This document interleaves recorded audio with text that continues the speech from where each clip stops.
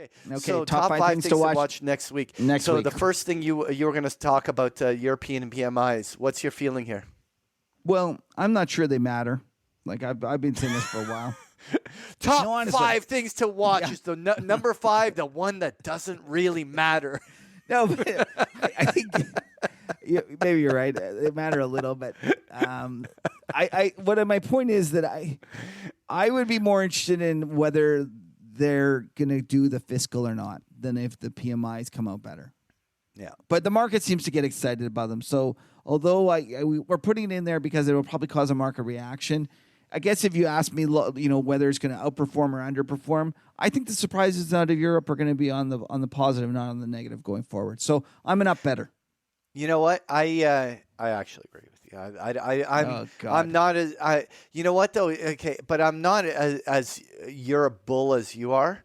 But I think that the numbers were so bad for so long. It's really hard for them to stay that bad for sustained basis. I think that there's room for them to kind of mean revert a bit. And so while I'm not very bullish on them, I also think that that period of really, really ugly numbers is going to backfill a little bit and to gravitate back towards the midpoint. Okay, so, number 4. Number 4. So listen, Canadian numbers were shit. And here we got Canadian retail sales coming up and Canadian inflation numbers coming up. How do you feel about Canada? Did it change from last week, or are you just going to shit on Canada all over again? I'm going to continue shitting on Canada. We are going to be the weakest economy in the developed world.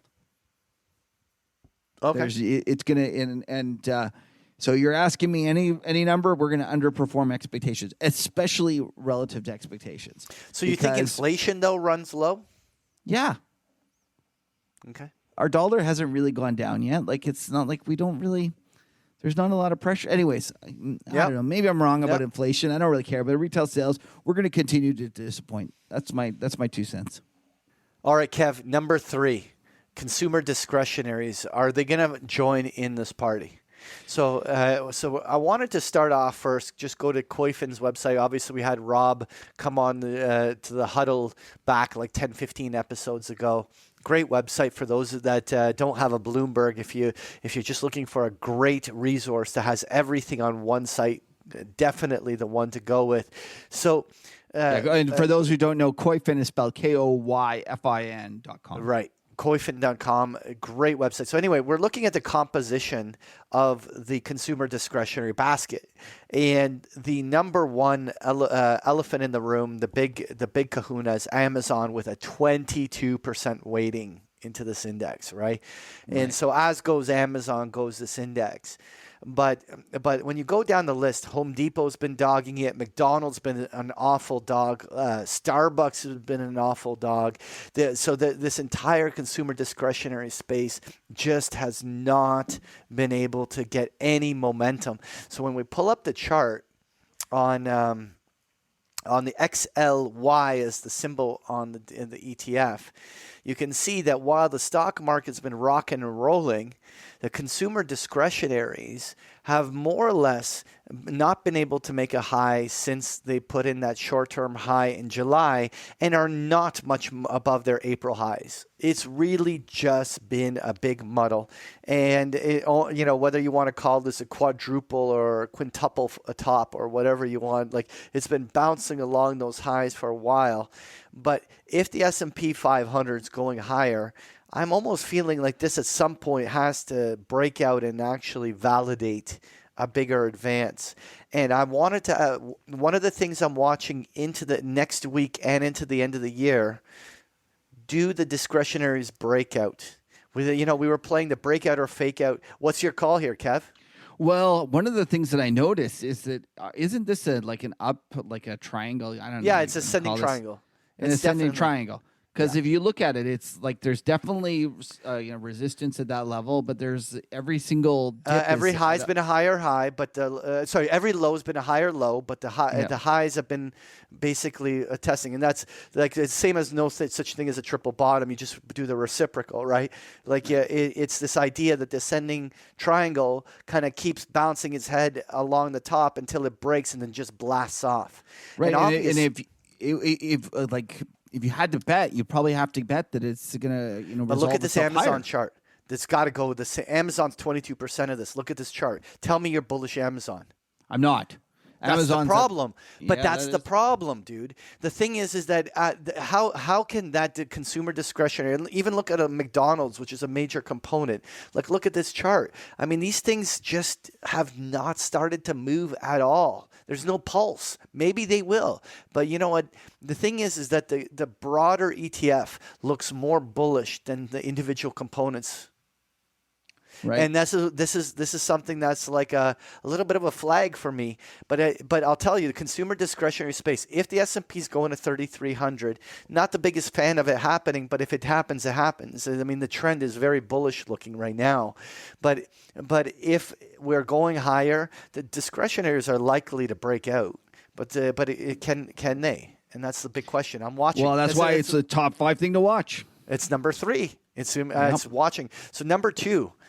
We got to talk Boeing, right? Like, what was it the story? I'm gonna just wing it here because I don't want to paraphrase it properly. But wasn't there something like China was just considering not buying any more of these new planes from Boeing?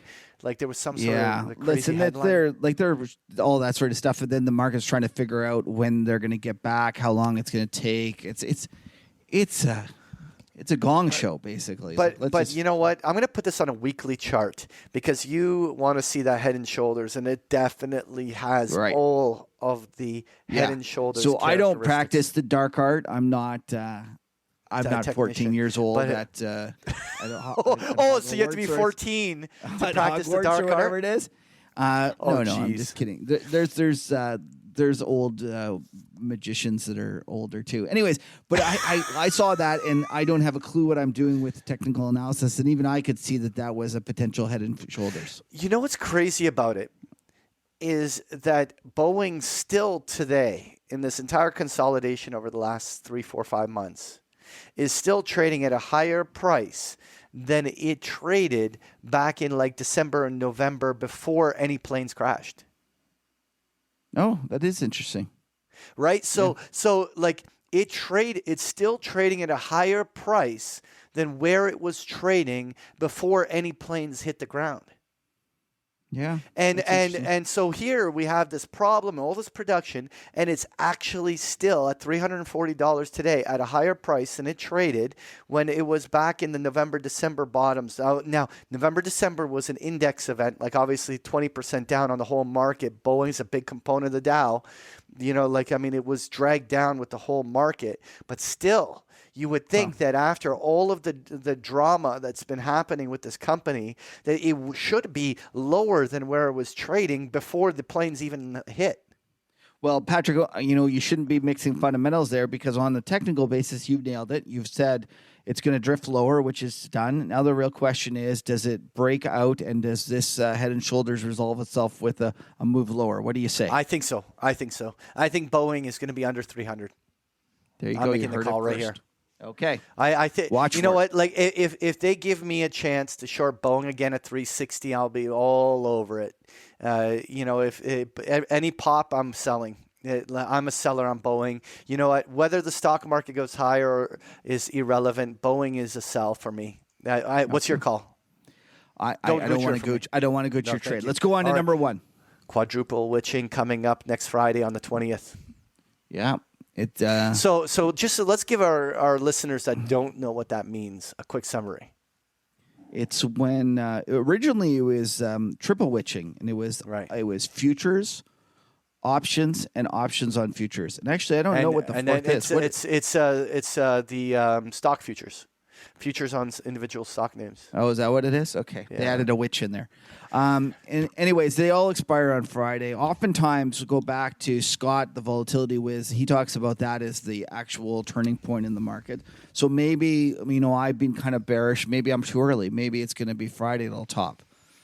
Yeah, I still think that there's a chance we top today and that this will prove to be the... And listen, we've had episodes where we've talked gamma and the gamma flip and all the exposures. And the only observation to make without making a market call on it is that gammas are increasing into the expiration. And and while yes, there are a lot of weeklies, and especially on the SPYs, they're spread out over numerous weekly expirations, and not just to the monthly. But a lot of individual stock names still are predominantly focused into the monthly expiration. And so when you're going into the individual names, that gamma starts to really build up and create more volatility. I mean, a low and or a major overhead resistance on a lot of on these things. Do you agree with that, or? Well, Patrick, you're talking all sorts of technical stuff. And then, since you practice the dark arts, I thought you'd be more interested in the fact that today is it's Friday, December 13th. And all it's right. You wrote a blog about this. And I didn't write a blog. I made a tweet. It was also the last full moon of the decade yesterday, Patrick. Wouldn't it be something? Wouldn't it be something if that was the top? If that was the top. And then all the Moonies. Actually, I saw someone responded to me and talked about those who study chart patterns based upon the moon. So we have the dark arts, and then we have the Moonies. And the Moonies, if they nail this, hats off to them, man.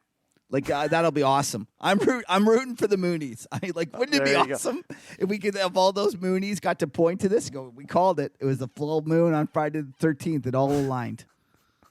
That's what I'm going for. Me and the Moonies. There you go. Anyway, one way or another, volatility, gamma, all sorts of stuff. Strap on your seatbelt. All sorts of cool shit happens next week. Anyway, it's definitely what we're going to be watching as we go.